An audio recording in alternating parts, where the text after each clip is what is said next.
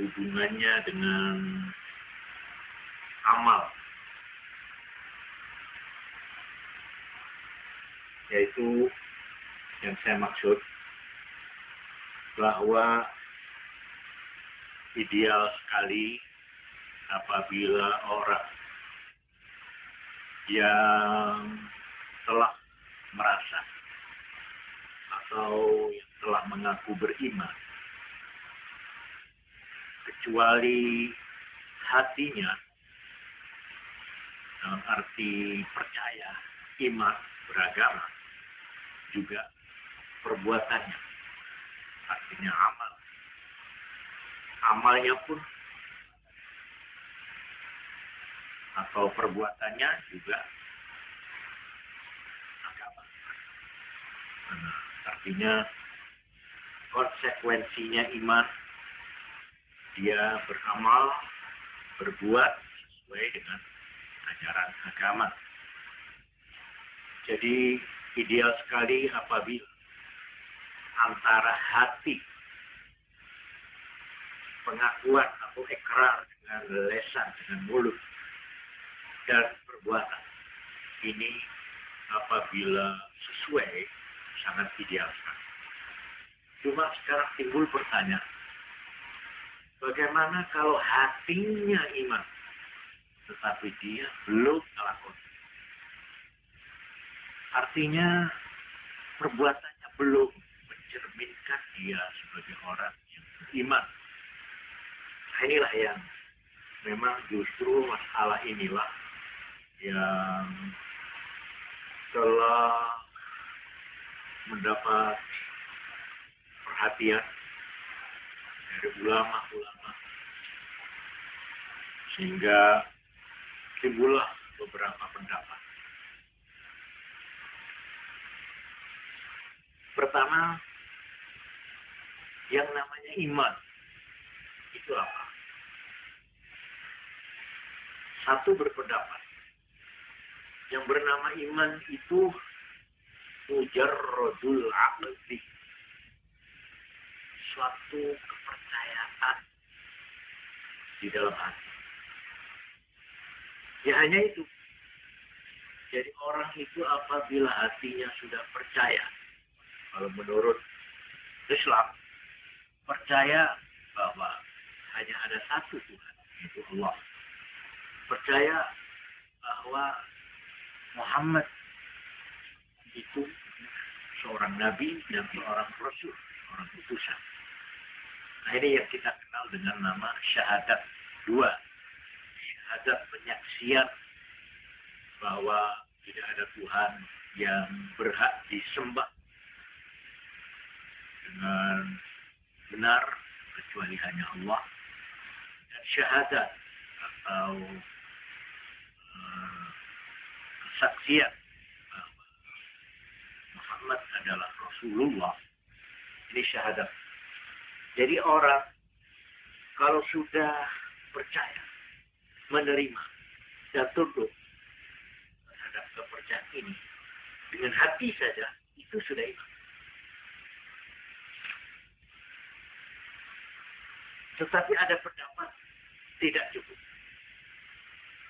Untuk yang namanya beriman,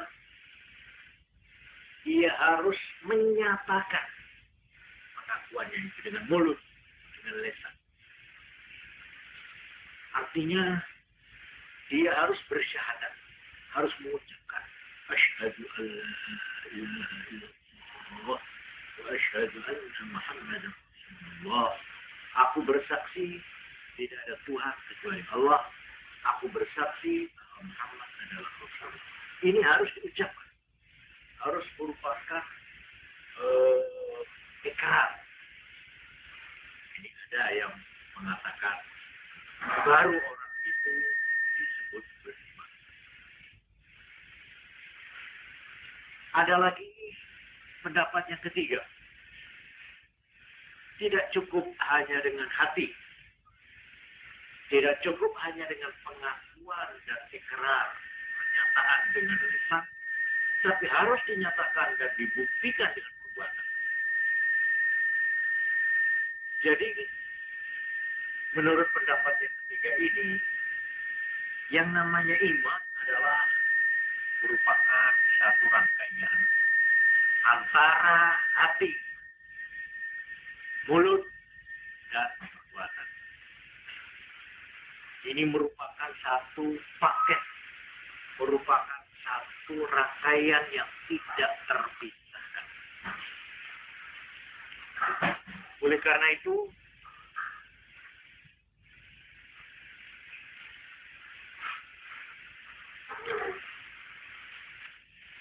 tentang persoalan iman ini boleh saya simpulkan menjadi 3.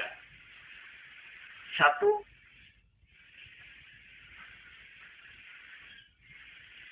golongan Islam yang disebut Ahlus Sunnah wal Jamaah yang menyatakan bahwa yang namanya iman ialah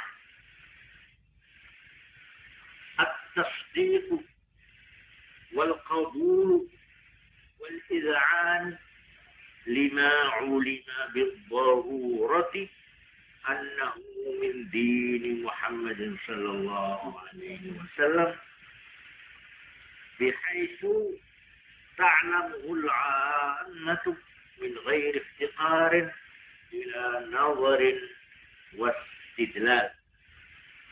Ini rumusnya saya baca. Yaitu yang namanya iman, at-tasdiq, percaya, membenarkan, wal qabul, dan menerima, wal iz'an, dan tunduk, lima ulima bid-darurah, terhadap sesuatu yang diketahui secara gamblang annahu min din Muhammad, bahwa sesuatu itu dari atau termasuk ajaran agama Muhammad sallallahu alaihi wasallam. Gamblang min haitsu ta'lamul 'ammah, yang kira-kira orang umum bisa mengerti, min ghairi iftiqarin ila nazar, tanpa membutuhkan pemikiran, penelitian, wastidlal, dan tanpa membutuhkan dalil.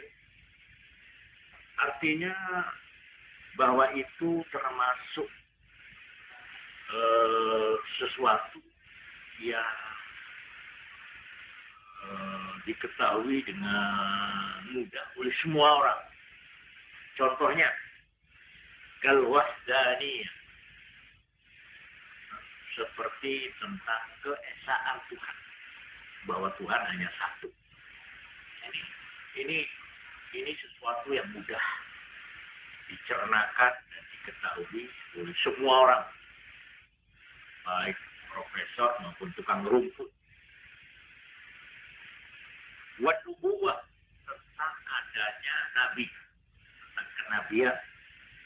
Wal ba'd, tentang bahwa besok orang itu sesudah mati, sudah hancur tulang belulangnya, akan dibangkitkan lagi dari alam kubur untuk dibalas perbuatannya, wal jaza, balasan. Kalau baik dibalas baik, buruk siksa. Ini contoh hal-hal yang merupakan ajaran agama. Nah, kalau kita ini sudah percaya bahwa itu betul-betul ajaran agama, dan kita menerima dan kita tunduk atas kebenaran ajaran itu namanya iman. Iman dengan hati. Wa wujubis shalah, dan umpamanya sebagai contoh lagi, wajibnya sembahyang. Bahwa sembahyang 5 waktu itu wajib. Ini sesuatu yang sudah diketahui oleh umum, oleh awam. Artinya wajibnya salat, bahwa orang Islam itu wajib salat. Titik. Buat zakat juga wajib zakat buat yang mampu. Wa hurmatil khamri, haramnya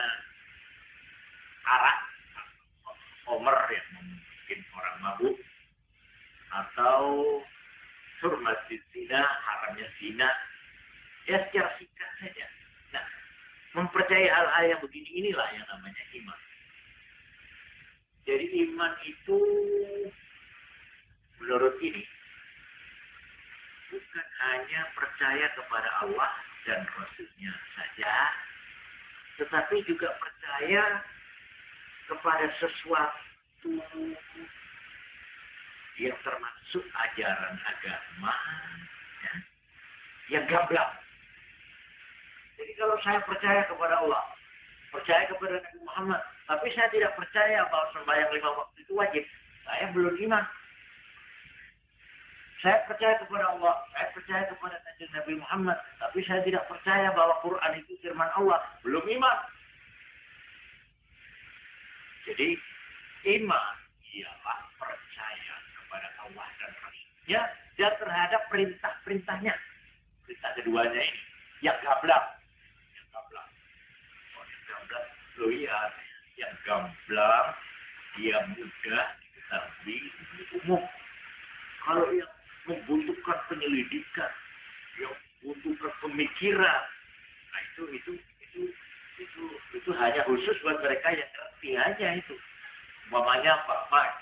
Betah batalnya wudhu. Kalau begini batal, kalau begitu tidak batal. Ini tidak mudah ini, tidak gampang. Mama saya tidak mengerti dan tidak percaya bahwa begitu itu membatalkan wudhu. Saya nggak apa-apa, saya masuk iman aja saya. Ini masalah-masalah yang dimaksud. Inilah aliran yang disebut aliran Asy'ariyah dan aliran Maturidiyah. Nah, ini yang digolongkan Ahlus Sunnah wal Jamaah. Nah, ini satu. Yang kedua, iman ialah aqdu bil qalbi wa syahadatu bil lisan. Ini pendapat yang kedua. Percaya dengan hati dan penyaksian dengan mulut. Dinyatakan dengan mulut. Tidak cukup percaya, tidak dinyatakan harus dinyatakan.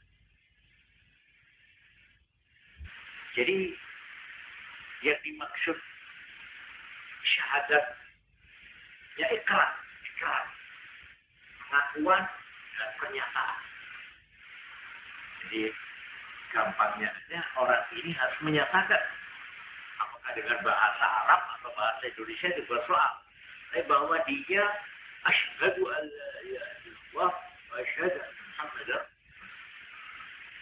Inilah sebabnya maka untuk mengesahkan suatu perkawinan menurut Islam biasanya kalau kemanten disuruh membaca syahadat dulu.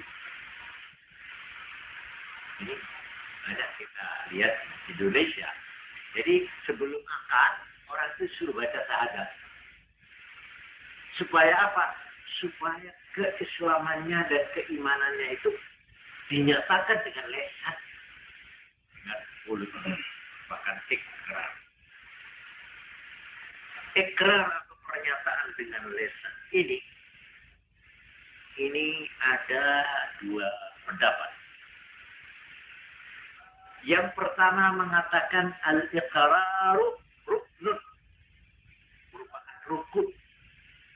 Yes, artinya kalau pernyataan itu tidak ada, hanya hatinya saja percaya, belum iman. Ini pendapat yang kedua.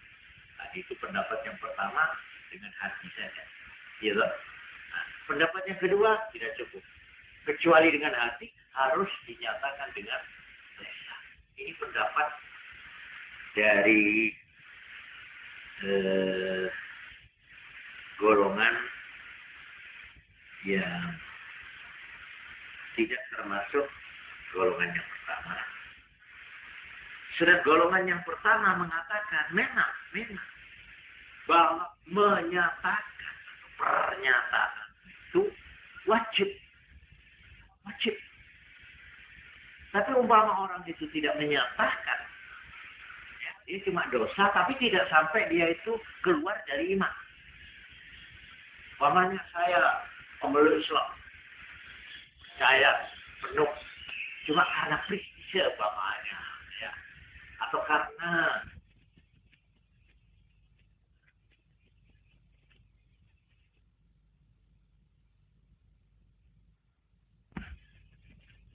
saya berbuat begini-ini, menurut pendapat yang pertama, saya tetap iman. Saya ini termasuk iman, termasuk Islam. Tetapi menurut yang kedua, tidak termasuk iman. Karena pernyataan dengan lesan itu menurut pendapat yang kedua, itu harus dilengkapi dengan pernyataan iman sebagai rukun. Rukun itu bapaknya sembahyang. Sahnya sembahyang ini harus baca Fatihah. Nah itu rukun. Artinya rukun itu sesuatu yang termasuk di dalam tubuhnya. Jadi definisinya yang namanya rukun, sesuatu yang menjadi salah satu bagian dari perbuatan atau tubuh. Gitu. Tapi kalau sesuatu itu tidak termasuk di dalam tubuh tapi di luar, itu namanya syarat. Umpamanya orang mau sembahyang harus wudhu. Wudhu ini karena tidak termasuk syarat, dia dinamakan syarat, bukan rukun. Sembahyang itu umpamanya harus berdiri, harus ruku, harus sujud. Nah, itu rukun. Karena termasuk di dalam tubuhnya sembahyang. Tapi kalau orang itu harus menutup aurat, kalau sembahyang harus menutup aurat. Aurat itu kalau orang laki antara lutut dan antara pusat. Menutup aurat itu namanya syarat, bukan rukun. Sesuatu yang harus dilengkapi sebelum sembahyang. Seperti mamanya orang haji, itu harus punya uang melakukan haji. Nah, ini syarat itu. Nah, menurut pendapat yang kedua tadi, bahwa pernyataan dengan mulut itu termasuk rukun. Berarti kalau orang itu tidak menyatakan Islamnya atau imannya itu dengan mulut, belum Islamnya. Kita hukumi kafir dia. Ini menurut pendapat yang kedua. Tetapi menurut pendapat yang pertama, pernyataan itu hanya syarat. Apa bedanya? Bedanya begini. Apabila ada orang dia mengaku Islam hanya dengan hati, tetapi dia disuruh menyatakan keislamannya tidak mau, maka menurut pendapat yang pertama tadi, orang ini belum memenuhi syarat sebagai orang Islam. Dan artinya dia tetap diperlakukan seperti orang kafir. Apa artinya? Dia kawin dengan orang Islam tidak boleh. Sebab seorang wanita Islam itu hanya boleh dikawin dengan Islam. Jadi kalau dia tidak Islam artinya kafir, ya, tidak boleh kawin. Jadi untuk dia itu bisanya kawin harus lebih dulu apa? Mengucapkan syahadat, menyatakan keislamannya dengan mulut. Umpama orang ini mati, dia tidak boleh dikubur di tempat orang Islam. Kenapa? Karena dia tidak memenuhi syarat sebagai orang Islam. Apa syaratnya? Menyatakan dengan lisan, dengan mulut, ikhlas. Tapi dia tetap iman. Buat di mata Allah. Sehingga dengan demikian, maka orang yang hatinya Islam, hatinya iman, tetapi tidak menyatakan dengan pengakuan besar. Orang ini namanya kafirun fid dunya wa mu'minun fil akhirah. Dia diperlakukan kafir di dunia, tapi dia itu termasuk orang mukmin di akhirat. Dia mukmin di sana tapi di sini kafir. Kenapa? Loh, bagaimana kita tahu? Dia tidak mau. Disuruh baca saja tak mau, dia enggak. Sebenarnya hati kecilnya percaya dia pada Allah, pada hadis Nabi. Pokoknya ya Islam lah. Nah, ini namanya kafir di dunia. Artinya diperlakukan seperti orang kafir. Tapi di sana, di akhirat, masuk mukmin, masuk iman. Apa bedanya? Nah, di sini bedanya.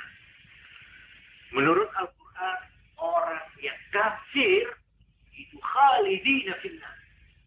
Kekal selama-lamanya di neraka. Dia tidak bakal keluar dari neraka selama-lamanya. Khalidina finnar. Itu kalau orang itu di sana sudah dimasukkan klasifikasi kafir.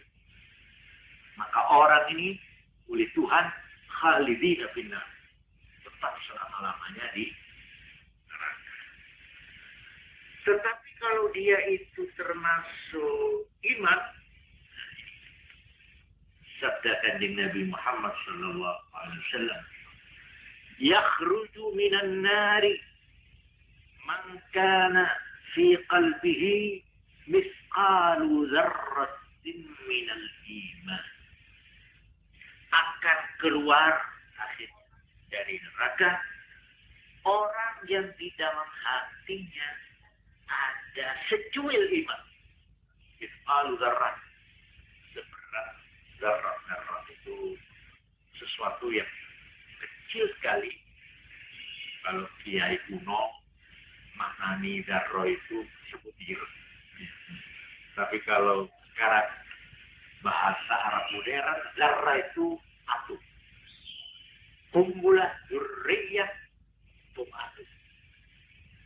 Jadi sekalipun hanya seberat atom yang tidak bisa dipecah lagi dari kecilnya, asal masih ada iman, sekalipun seberat itu, dia akhirnya akan keluar dari neraka. Artinya tidak selama-lamanya di dalam. Lalu bagaimana dia tidak menyatakan? Dia banyak melakukan dosa, dia melakukan pelanggaran, nah itu soal lain. Itu ada hukuman namanya itu. Menurut berapa besar kecilnya dosa, sebanyak atau selama itu dia dimasukkan ke neraka. Tapi akhirnya orang itu mesti keluar dari neraka untuk masuk ke surga. Ini satu rahmat Tuhan yang besar. Bahwa asal orang itu beriman, betapapun besar dosanya, betapapun lamanya dia meringkuk di neraka, tapi pada akhirnya dia masuk surga. Ini sabda Nabi. Ini berlaku ini. Ini berlaku bagi orang tadi itu. Orang yang di dalam selama hidupnya dia tidak mau menyatakan syahadat. Tidak mau mengakui saya beriman, saya bersyahadat. Tidak mau. Tapi hatinya iman. Loh, ini namanya dia iman di akhirat. Ya, yang dengan iman di akhirat, dia termasuk sabda Nabi tadi, akhirnya dia akan keluar dari neraka. Itu loh. Entah sudah berapa tahun atau ratus tahun, itu tergantung dosanya. Gitu. Sebab dosa itu ada dua. Dosa karena tidak menjalankan tugas. Karena tidak menjalankan sesuatu yang diwajibkan agama, itu dosa. Dan sembahyang itu kan sudah diwajibkan. Saya percaya bahwa sembahyang itu wajib. Jadi kan tadi dikatakan iman itu kan mempercayai sesuatu dia itu termasuk ajaran agama yang mudah dimengerti oleh orang awam. Kan gitu kan? Atau yang kedua, dosa itu yaitu dalam bentuk melanggar larangan Tuhan. Itu dosa. Seperti zina itu dilarang. Saya percaya bahwa itu dosa dilarang. Tapi saya karena apa ya? Karena terpaksa atau karena memang senang atau karena apa atau iseng atau apa lah. Pokoknya ngelakoni. Itu namanya. Nah, dosa kita itu ada hukumannya. Jadi yang kita dimasukkan neraka itu karena dosa tadi. Nah, berapa lamanya kamu meninggalkan sembahyang itu saja. Dan berapa kali kamu melakukan zina gitu saja. Nah, selama itu kamu akan.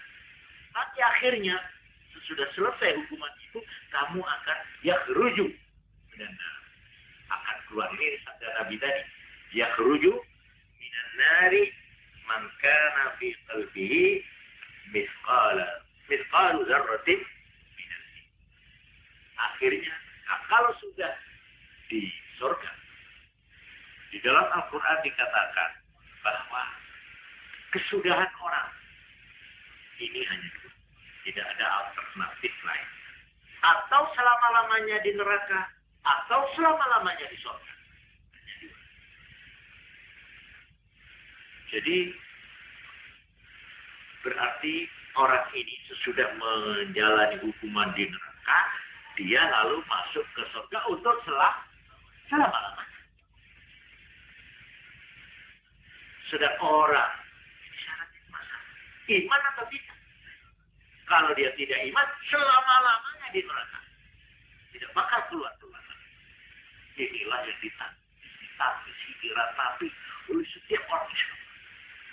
Aku mohon kepada Engkau ya Allah, pada akhir hidupku masuk neraka orang. Nah, orang yang mati dalam iman itu namanya husnul khatimah, kesudahan yang baik. Taruhlah kita ini orang yang brengsek, taruhlah kita ini orang berandalan, taruhlah kita ini bergelimang dosa. Ya? Tapi ketika kita menghembuskan nafasnya, bisa tutup usia, kita dimasukkan iman oleh Allah, kita masih termasuk husnul khatimah. Masih baik. Baik dalam arti dia sekalipun masuk neraka karena kesalahannya, dia toh akhirnya masuk surga. Ini husnul khatimah dalam bentuk yang pertama. Ada lagi husnul khatimah dalam bentuk yang kedua. Apa? Langsung ke surga. Tanpa melewati neraka. Karena dia memang tidak pernah melakukan dosa atau dosanya diampuni oleh Tuhan. Bisa. Ada orang itu. Dia melakukan dosa karena dia berbuat baik kepada orang. Ya kan? Dosanya diampuni oleh Tuhan. Seperti ada cerita. Nabi mendongeng. Ini ada dongeng. Ada orang yang kehausan di padang pasir. Dia menempuh perjalanan yang jauh. Tenggorokannya rasanya terbakar karena kehausan. Akhirnya dia menemukan sumur. Yang sumur itu untuk mencapai airnya itu tidak ada alat kecuali harus turun. Jadi akhirnya orang ini pun turun dengan susah payah. Sesudah minum, orang ini naik lagi. Begitu dia sampai di permukaan, di atas sumur, datanglah seekor anjing. Yang anjing ini juga rupanya kehausan seperti dia.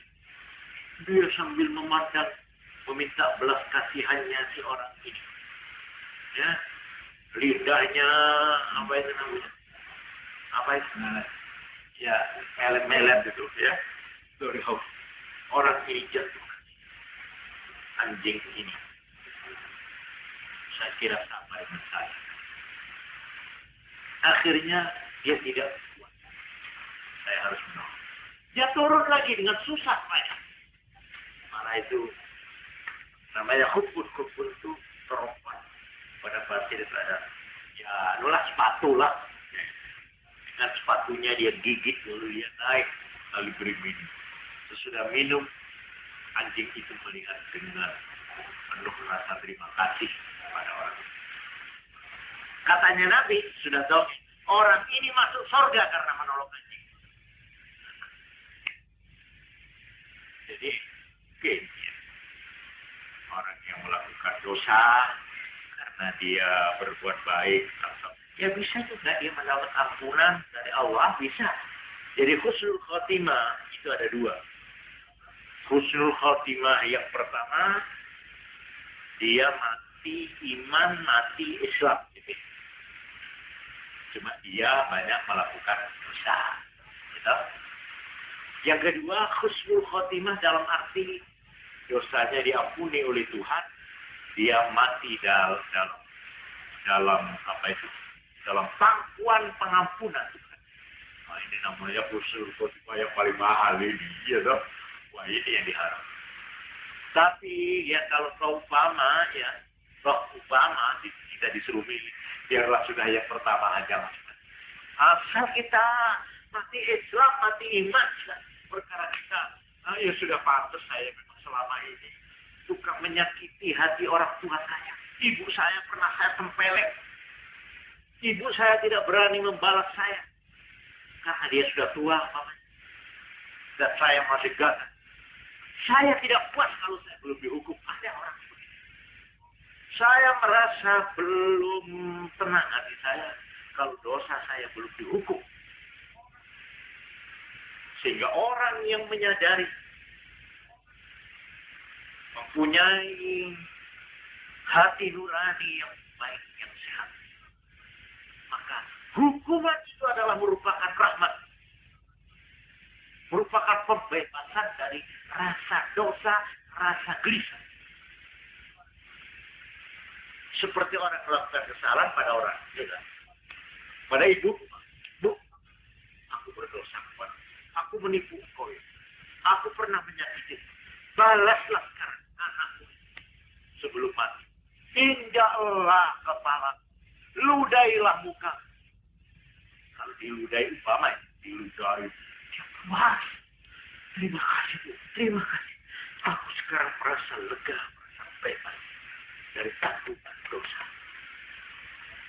Karena itu katanya ulama yang sudah mendalam ya, sebenarnya Tuhan memasukkan orang-orang dosa ke dalam neraka itu merupakan kasih sayang Tuhan, merupakan rahmat. Kenapa? Sebab orang itu setelah dihukum oleh Tuhan di neraka karena dosa, dia puas, dia lega. Terima kasih Tuhan. Memang hukumlah. Hukum memang saya ini orang yang kurang ajar. Saya orang tidak tahu aturan. Aku yang menentang engkau di dunia dulu. Aku yang paling nakal. Aku yang paling berani. Hukumlah. Dihukum betul oleh Tuhan. Terima kasih Tuhan. Terima kasih. Iya. Jadi Tuhan itu tidak kejam. Dengan memasukkan orang berdosa ke dalam neraka, itu menurut secara psikologis, ya, itu merupakan pembebasan daripada tekanan batin. Jadi apa itu namanya? Perasaan dosa itu merupakan siksaan. Katakanlah orang itu, ini saya buat terus sedikit, dia bebas dari jeratan hukum, tidak ditangkap polisi, tidak diadili di polisi. Katakanlah dia dengan dosanya itu semakin kaya. Katakanlah dia dengan dosanya itu menikmati hidup. Tapi percayakan kita bahwa hatinya tidak gelisah, bahwa hatinya tenang seperti yang nampak di luar. Tidak. Orang yang pernah melakukan dosa pasti dia dihantui dosanya. Selama hidupnya dia akan dibayangi oleh dosanya. Oleh karena itu boleh kita lihat sebagai satu kenyataan bahwa orang yang melakukan dosa dia hidup di dalam kondisi yang tidak tenang. Dia gelisah, dia merasa dikejar-kejar oleh dosa. Ini secara psikologis. Memang sesuai dengan sabda Rasulullah SAW.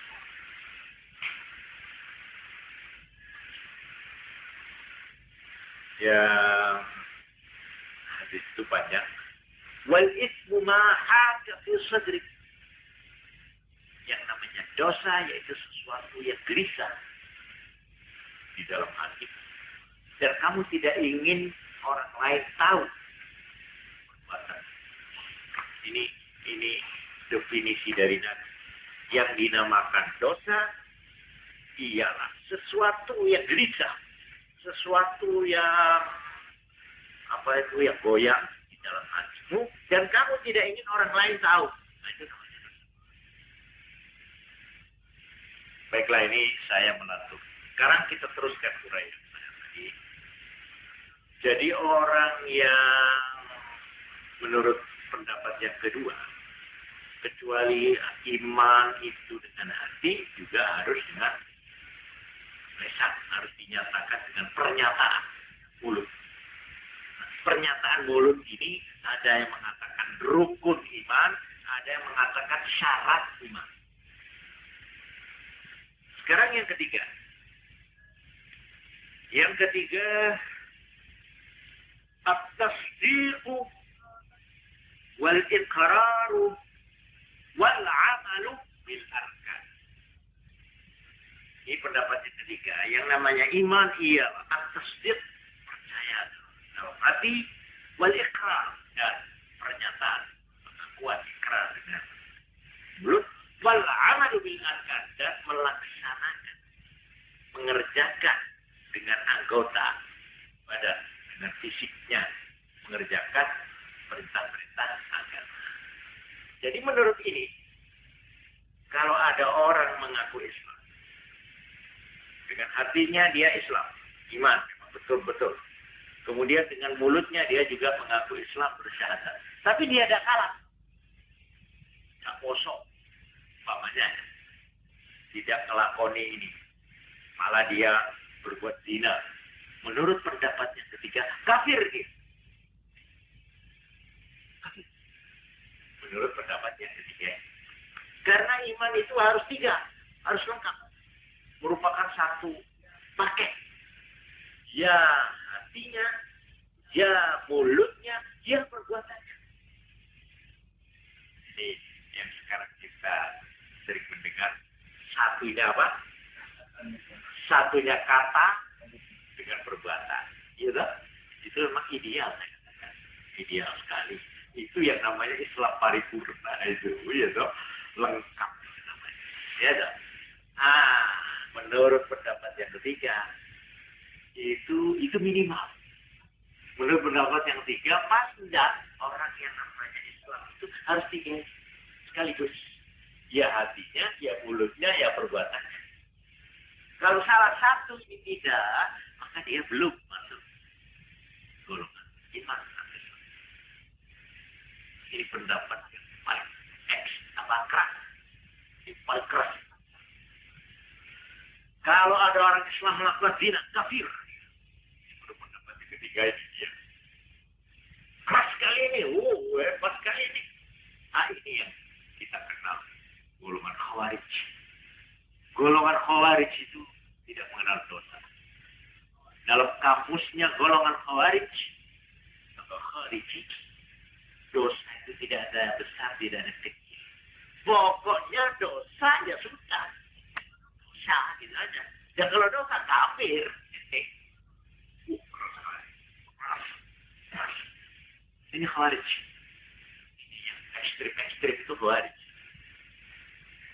Kalau ada orang mengaku Islam, ini saya pernah menerangkan pada pemerintah.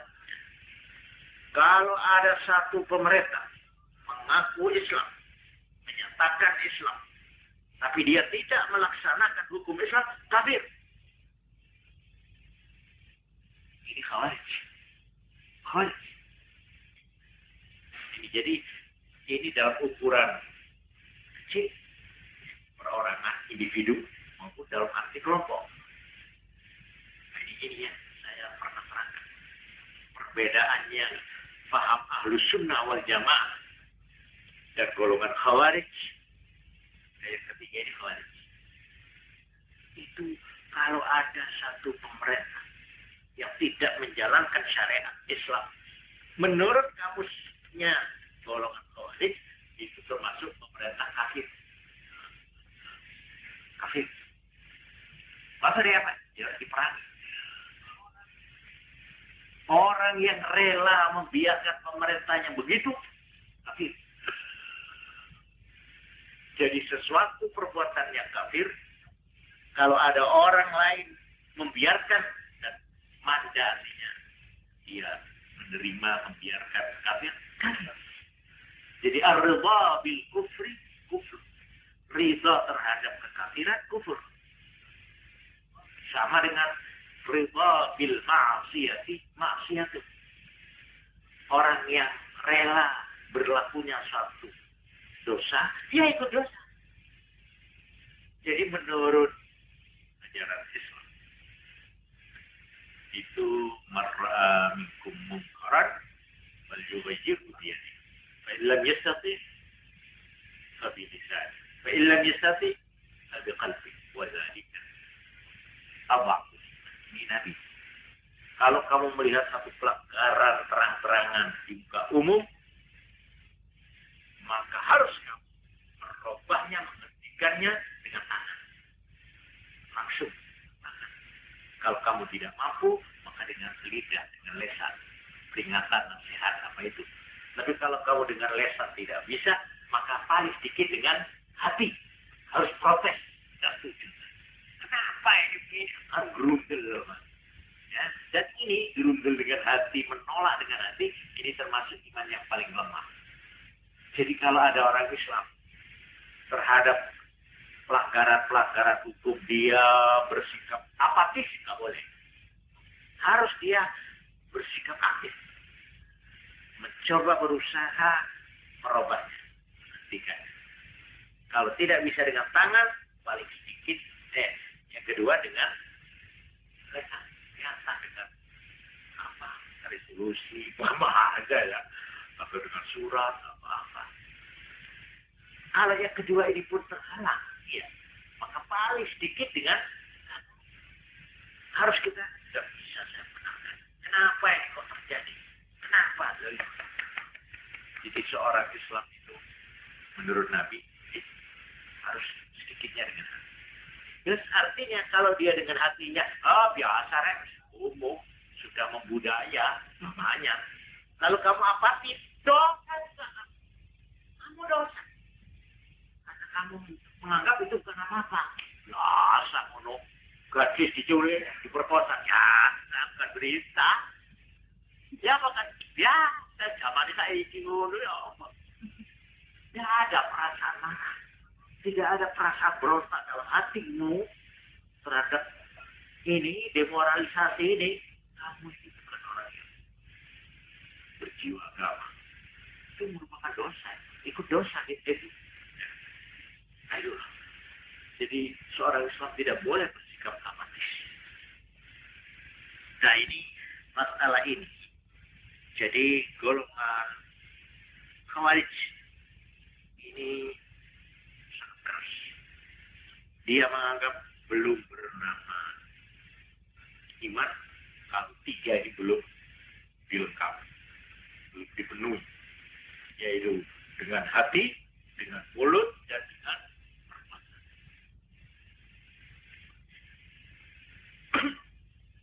Menurut Khawarij ini, tadi sudah saya singgung, dosa itu tidak ada besar, tidak ada kecil. Oleh karena itu, yang menurut istilah Islam, ada yang wajib, gitu. Perintah itu ada dua. Yang keras namanya wajib, yang lunak namanya sunnah. Gitu. Nah, larangan juga ada yang berat, yang namanya haram, gitu. Kalau yang tengah yang kosong, yang tidak ada hukumnya, ini namanya mubah. Artinya putih, netral, masih belum fakir, belum ada isi. Ini menurut Khawarij. Ini yang perlu kita tahu. Bagaimana strengthnya pendirian Khawarij. Apakah wajib, apakah sunat, sami mawon. Apakah haram atau makruh, sami mawon. Bagaimana? Das, menurut Khawarij, orang Islam yang tidak mengerjakan sholat sunat kafir.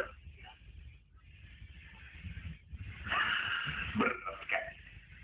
Ini betul-betul nggak punya mengikuti di Khawarij ini memang. Parah sekali. Orangnya memang konsekuen betul dia. Sekali menyatakan Islam harus Islam, darahnya, kulitnya, semuanya. Jadi tidak ada istilah wajib tidak wajib itu sama. Juga tidak makruh sama. Katakanlah mau merokok makruh. Kita merokok kafir. Wah ada. Betul ini betul ini. Khawarij itu oleh karena itu golongan Khawarij ini termasuk kalau sembahyang itu khusyuk itu kan bersih. Nggak berani dia mengerjakan pelanggaran bagaimanapun remehnya. Karena buat dia tidak ada remeh, dan kodnya dosa itu sama saja. Apa haram, apa makruh, apa wajib, apa sunat. Ini yang berat. Nah, di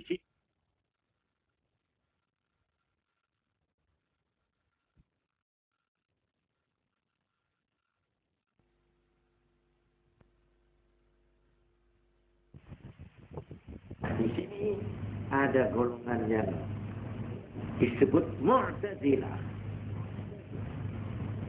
Mu'tazilah ini golongan yang maunya tengah-tengah. Maunya. Dia berpendapat bahwa orang Islam itu memang harus hatinya, harus lidahnya, ya harus perbuatannya. Cuma, nah di sini dia mempunyai perbedaan kecil dengan Khawarij di dalam satu hal, yaitu dia membedakan. Kalau orang itu melakukan, menurut Mu'tazilah, dosa itu dibagi dua, ada dosa besar, ada dosa kecil. Kalau orang itu melakukan dosa besar, maka dia itu termasuk disebut fasik. Fasik dengan fasik. Fasik ini menurut Mu'tazilah ini hanya dia sendiri yang berdapat begini. Itu tidak Islam, tidak kafir. Jadi dia itu sudah keluar dari Islam tapi belum masuk ke kafir. Ini jadi orang Islam yang melakukan dosa besar menurut Mu'tazilah, orang ini sudah tidak Islam tapi belum kafir. Lalu di mana? Di tengah-tengah, yaitu masuk kategori fasik. Lah fasik ini bagaimana hukumnya nanti di akhirat? Nah ini yang saya tidak setuju di sini. Dia membuat 3 alternatif. Kalau Islam masuk surga, kalau kafir masuk neraka. Kalau fasik tidak di surga, tidak di neraka katanya. Lalu di mana? Di tengah-tengah antara surga dan neraka. Dari Tuhan apa kok membuat daerah baru ini? Nggak ada itu, dalilnya nggak ada itu. Seluruh Quran nggak ada, seluruh hadis nggak ada, yang ada cuma neraka, surga, titik. Dia bikin daerah baru. Apa dia punya wewenang? Ya ini yang saya pernah guyon itu enggak setuju ini tadi. Masa dia kok mau mencampuri wewenang Tuhan? Hah? Nah, ini namanya kalau ibaratnya perang, ya ada daerah netral, tidak bertuan, iya dong. Daerah yang di apa? Di bukan demokrasi, daerah yang tidak di militer, jadi daerah yang netral. Jadi tidak boleh ada pertempuran di situ, ya. Tidak masuk salah satu daerah. Nah, sedang yang kedua perbedaannya dengan Khawarij, Mu'tazilah ini, perbuatan taat itu menurut Khawarij merupakan salah satu rukun, salah satu bagian yang tidak terpisahkan daripada iman. Apakah perbuatan itu fardu, wajib, atau sunat? Ini menurut Khawarij. Tapi kalau menurut Mu'tazilah, maka taat itu menjadi syarat, bukan rukun, syarat sahnya iman. Syarat sahnya iman. Jadi kalau ada orang tidak melakoni sembahyang, menurut Mu'tazilah, Islamnya tidak sah. Tidak sah. Oleh karena tidak sah, dia tidak masuk surga. Dia tidak masuk Islam, karena belum sah. Apa dia lalu berarti kafir? Belum. Nah, ini dia itu pendapatnya, belum. Jadi Mu'tazilah itu mau mencari jalan tengah, maunya. Tapi ya keliru itu bagaimana ya. Oleh karena itu kesimpulannya saya katakan tadi,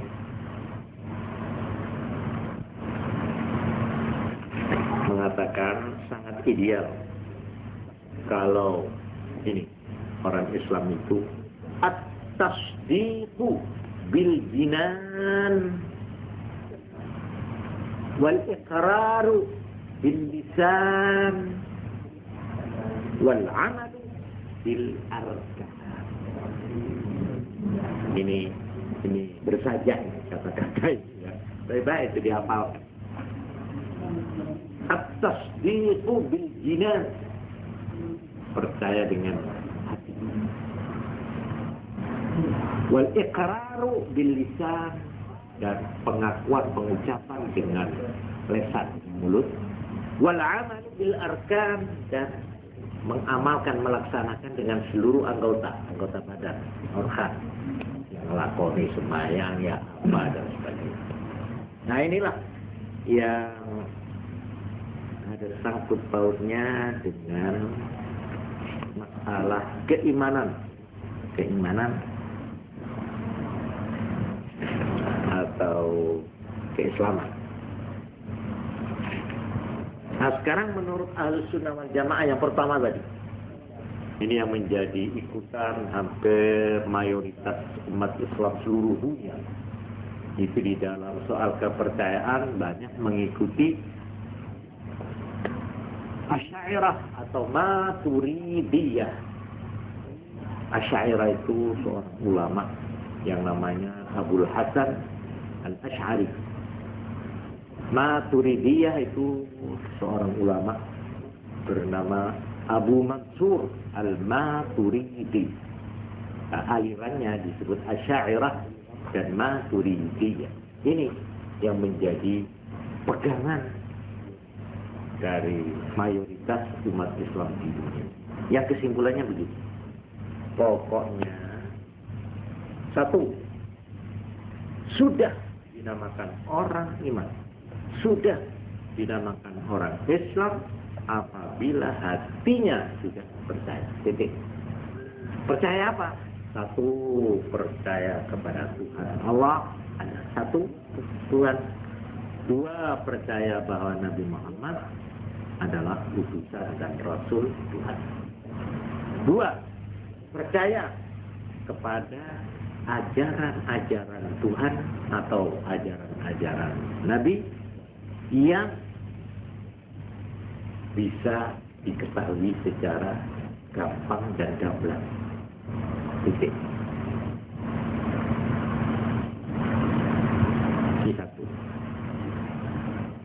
Yang kedua, tentang ikrar dengan lisan atau pengakuan ucapan dengan mulut, itu hanya menjadi syarat untuk berlakunya hukum Islam terhadap orang ini. Kalau dia mati, kita sembayangi. Kenapa? Karena dia sudah mengucapkan syahadat. Kalau dia ini tidak pernah dan tidak mau mengucapkan syahadat, tidak boleh disembayangi. Tidak boleh diperlakukan sebagai orang Islam. Karena kita nggak tahu, dong. Nggak mau itu menjabat. Loh, bahwa hatinya iman itu soal Tuhan, itu soal lain itu. Itu soal nanti, itu di sana. Jadi terhadap orang yang tidak mau mengaku dengan lesannya bahwa dia orang Islam, orang bersyahadat, diperlakukan seperti orang kafir atau seperti orang yang bukan apa? Kawin nggak boleh dengan wanita Islam, mamanya ya. Kalau dia mati nggak boleh disembayangi. Kalau dia dikubur nggak boleh dikubur di kuburan Islam. Itu saja. Tapi bahwa dia nanti di sana di akhirat ternyata hatinya iman, itu antara dia dengan Tuhannya. Itu yang kedua. Yang ketiga, bahwa jadi dengan hati, dengan lisan. Lalu yang ketiga, melaksanakan konsekuensinya iman dan Islam dengan perbuatan. Dan perbuatan itu merupakan satu kewajiban. Bukan syarat, bukan rukun iman, kewajiban. Terus artinya siapa yang tidak melakukan, ya dosa akhirnya. Oleh karena itu, ya, sekarang kalau ada orang mengaku Islam dan sudah menyatakan dia syahadat, anaknya orang Islam, ya, cuma dia tidak pernah mengerjakan sembahyang 5 waktu, ya, sama sekali selama hidupnya, katakanlah, atau ya pernah tapi ya sekali-sekali, ya paling-paling nih salat kriyoyo, ya kriyoyo dia kelihatan di masjid, tapi lain-lainnya enggak. Umpamanya nek poso ya tutup gendang aja.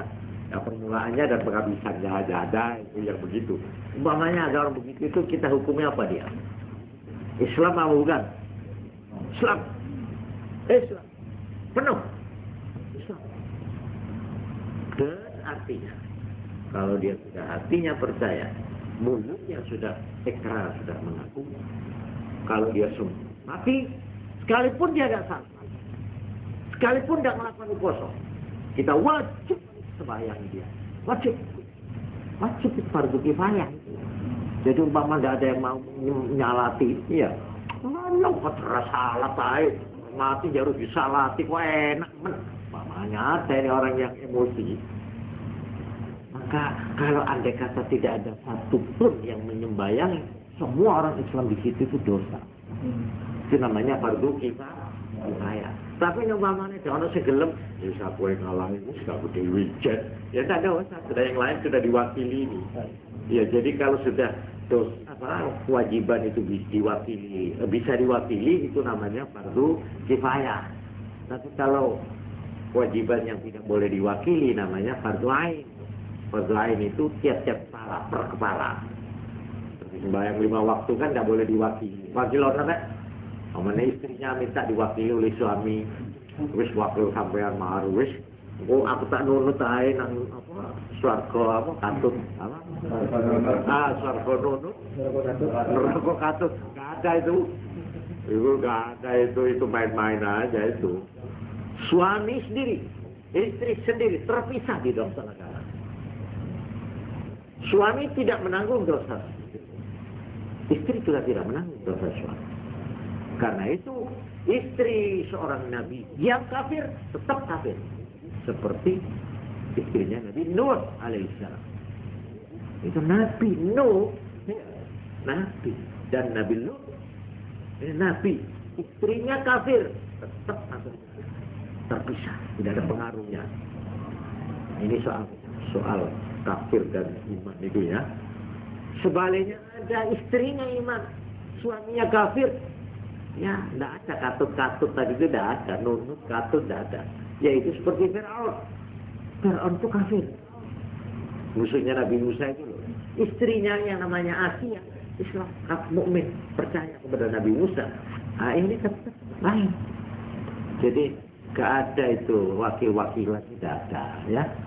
Gak boleh suami makili istri, gak ada. Ya Islam tidak usah sembahyang, aku aja makili namanya. Gak bisa. Gak bisa. Itu yang namanya fardu apa? Fardu ain. Tapi yang kifayah boleh diwakili. Nah, sekarang jadi ini sudah jelas orang apa yang namanya iman dan Islam ialah orang yang hatinya percaya, mulutnya mengakui, menyatakan, dan tiga perbuatannya membuktikan. Nah, ini yang saya katakan Islam yang paripurna. Tetapi kalau orang ini tidak melengkapi ini, tetapi dia mengakui kesalahannya, mengakui dosanya, dia merasakan dosanya, orang ini tetap Islam. Tetapi kalau dia tidak mengakui, mamanya ada orang mengatakan, menurut Quran hadis katanya zina itu haram. Dan iya kan? Ini termasuk yang mudah dimengerti.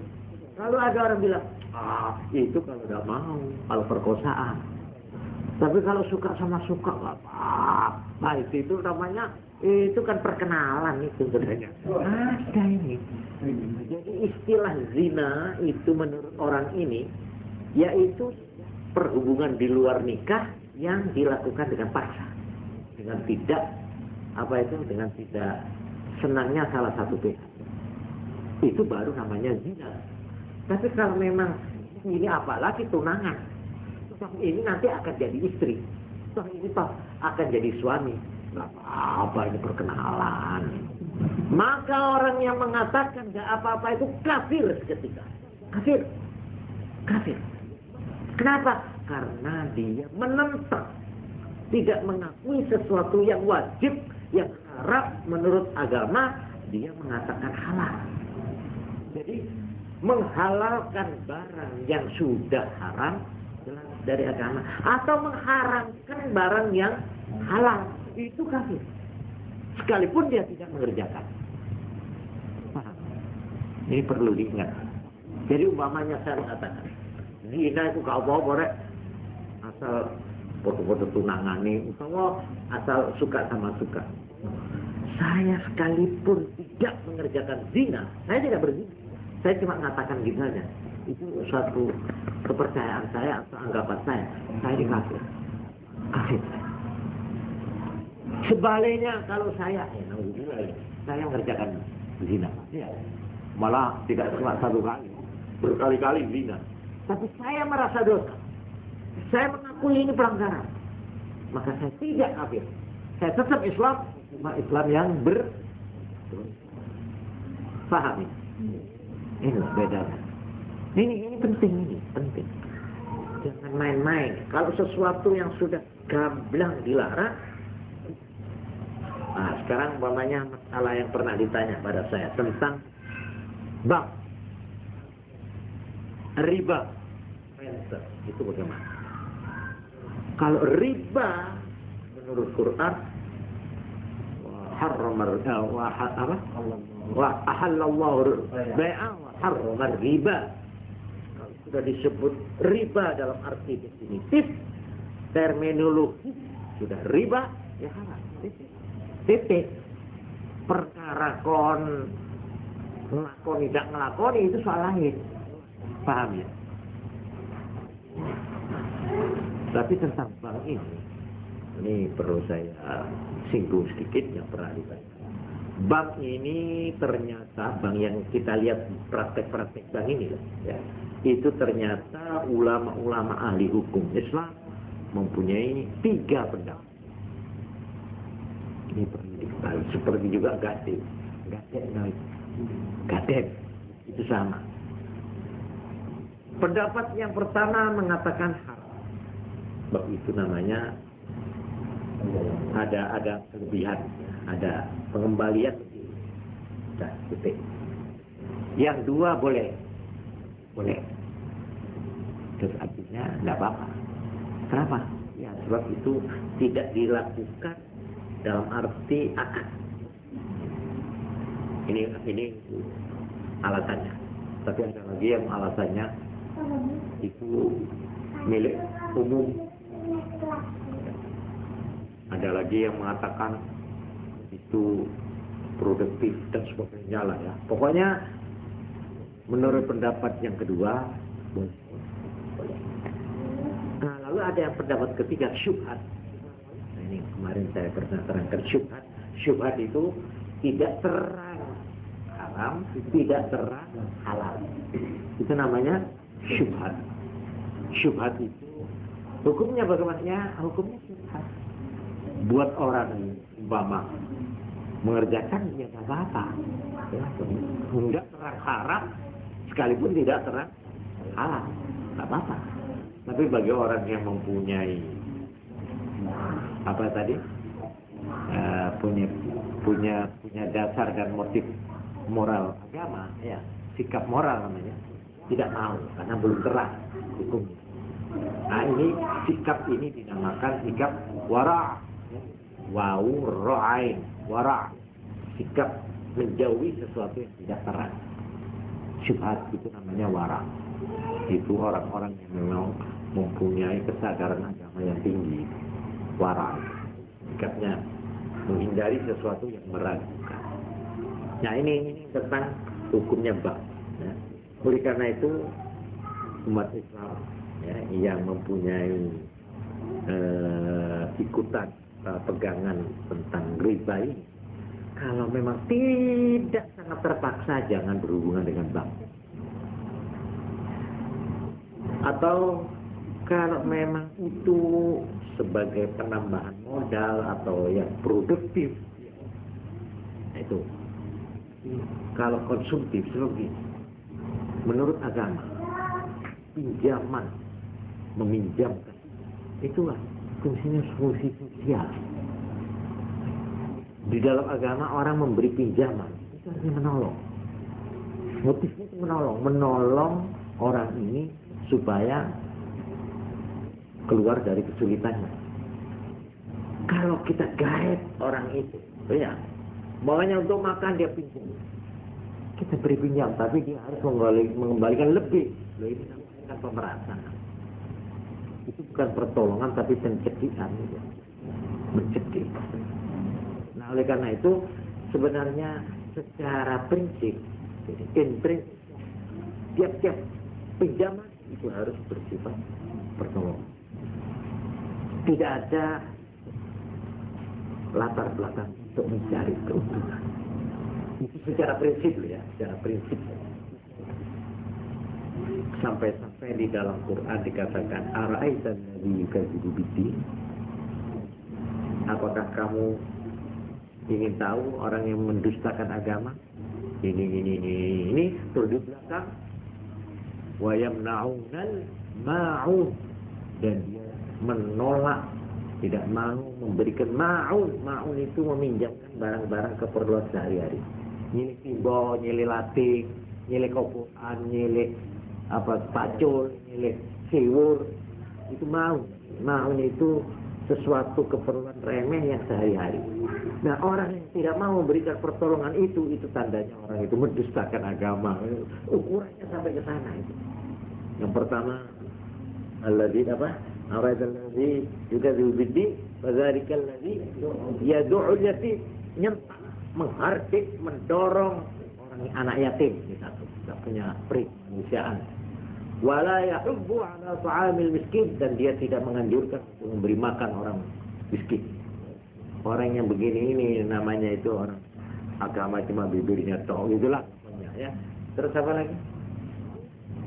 La yahubbu 'ala ta'amil miskin fawailul lil musallin, lebih patut masuk neraka wel, yaitu orang-orang yang kelihatannya sembahyang,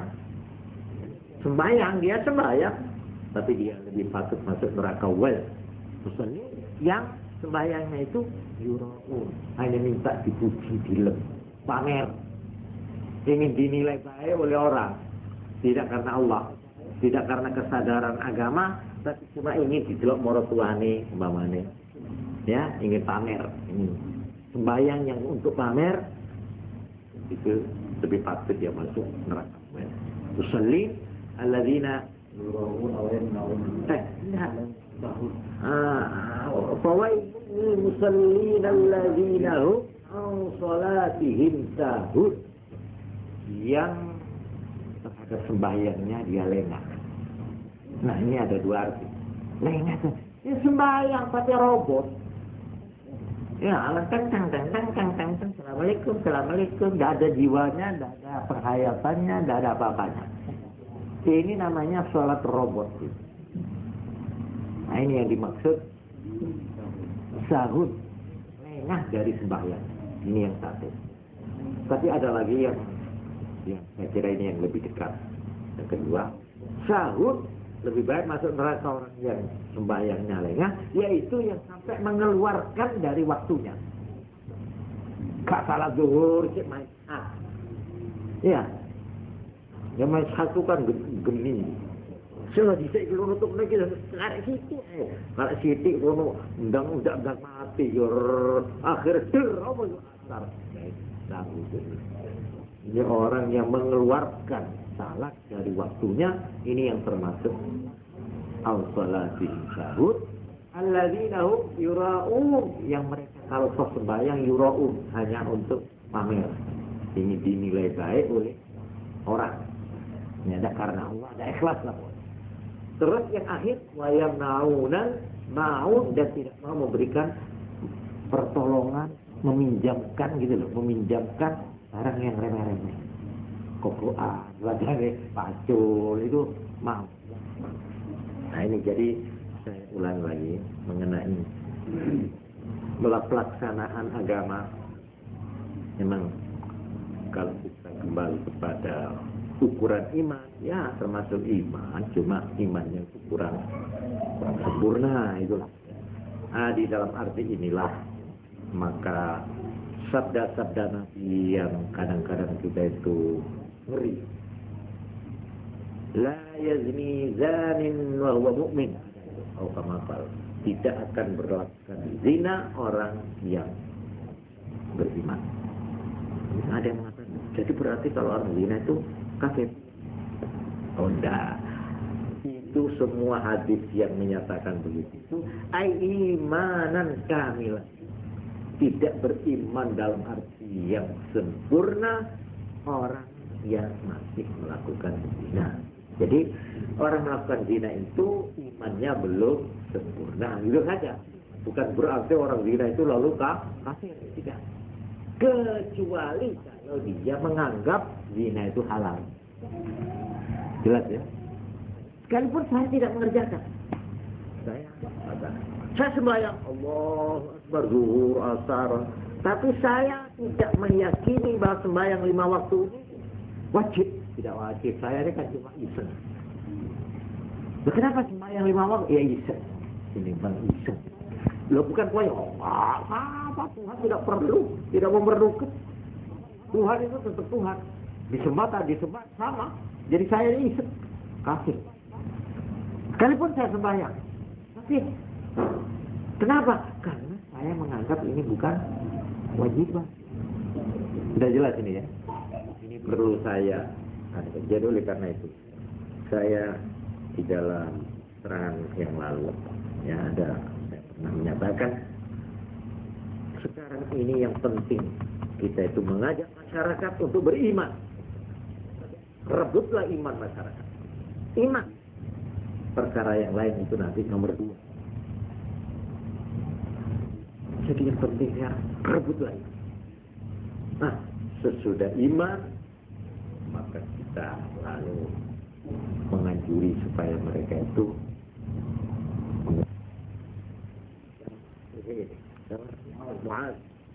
hajalah mereka itu untuk beriman kepada Allah dan kepada saya.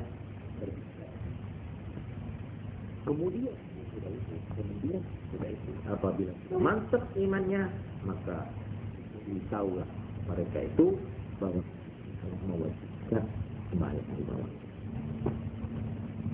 Kemudian kalau mereka sudah mengerjakan sembahyang itu secara baik, beritahulah bahwa Tuhan menetapkan buat kaya untuk diserahkan kepada yang tidak mampu. Ini pesan amanat Nabi kepada Mu'adz bin Jabal ini merupakan satu cara ya bagaimana orang berdakwah. Jangan orang yang belum mengenal Islam, belum apa-apa sudah dicekoi macam-macam yang serba mendetail ya, yang serba yang sebenarnya bukan masalah penting. Jangan dulu, tariklah dulu mereka, ajaklah mereka itu untuk berdoa dulu kepada Allah, bernabi kepada Rasulullah. Ini dulu. Ini saja sudah satu kemenangan. Kalau ini sudah, barulah kita titik lambat laun supaya mau mengerjakan yang lima waktu. Saya ini pernah terjadi di zaman Rasul, yaitu ada seorang pegunungan, orang yang masih belum mengenal, datang pada Nabi, belum mengenal peradaban, belum mengenal apa, orang Arabi datang pada Nabi. Apakah penjenengan Nabi? Ya, saya Nabi. Apakah sampean mengajarkan ini dia? Apakah juga sembahyang? Iya. Berapa sembahyang? 5 kali. Ini maaf saya mau tanya. Iya apa? Umpama saya hanya mengerjakan 2 waktu saja, bagaimana? Jadi menawar ini. Jadi saya mau mengerjakan 2 saja. Iya. Pergi. Begitu Nabi pergi, orang itu pergi, Nabi bersabda kepada sahabat yang ada di sini. Lihat saja dia, kita doakan. Begitu dia sudah mengerjakan 2 waktu, nanti akhirnya dia 5 waktu akan dikerjakan semua. Jadi ini hanya merupakan suatu cara approach, cara pendekatan, ya.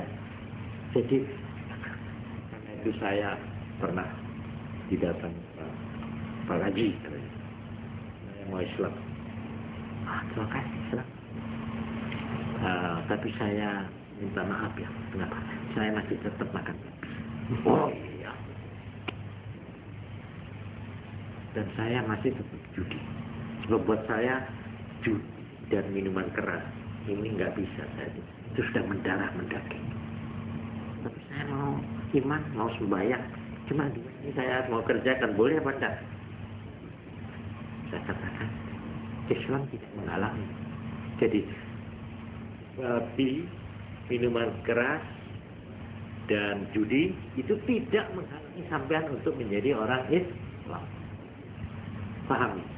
Jadi jangan dikatakan kok obral kok. Ini namanya metode apa itu? Pendekatan. Ya. Saya tidak menghalalkan, tidak menghalalkan, tidak. Saya merebut iman orang ini. Asal dia iman, apalagi mau sembahyang. Aduh, Gus piro-piro Gus. Ini egoisik ngini. Itu nanti tahap demi tahap. Ya. Oleh karena itu, kalau ada bagaimana saya mendidik anak saya, padahal lingkungan saya tidak menolong. Ya, memang itu hal yang menyedihkan. Kita nggak boleh putus asa, ya. Kita kenalkan agama dalam arti iman ini dulu. Iman. Bagaimana anak-anak saya yang sudah dewasa, apalagi dewasa. Nah, syukur kalau masih mulai kecil ya. Kalau masih kecil lebih gampang. Tapi yang susah ini anak-anak yang sudah sekolah malah sudah lanjut sekolahnya tapi tidak mengenal agama sama sekali. Terhadap orang-orang ini caranya rebutlah iman dulu. Imannya ini syahadatnya dulu. Yakinkanlah bahwa alam semesta ini punya Tuhan, punya pencipta, bukan punya pelindung dan sebagainya. Kalau ini sudah masuk, ini kita sudah harus bersyukur kepada Tuhan. Nah, sesudah itu baru taat. berikutnya pelan-pelan. Ya. Kalau sekaligus ya barangkali lalu malah ditolak gitu ya. Kalau sekaligus ini sampai akhirnya ada keluh kesah. Terus pokoknya yang melak agama itu bodoh karena masuk penjara. Kamu, ini sembuh. Ini karena salah approach, salah pendekatannya. Bukan salah anaknya kan saya ini ya. Kita kurang bisa mengambil hati. Ya, ini soal metode saja. Ya beginilah yang dapat saya berikan ini, dan saya mengucapkan selamat datang kepada yang baru datang. Nah, ini di tape ya, jadi artinya pengajian ini tetap berlangsung sekalipun ya tadi sudah saya dahului tidak menjawab pertanyaan oleh karena yang bertanya ternyata tidak atau belum hadir. Sekarang sudah hadir tapi sudah telat. Jadi tidak saya jawab karena malamnya, maaf saja. Sekian saja. Wassalamualaikum warahmatullahi wabarakatuh.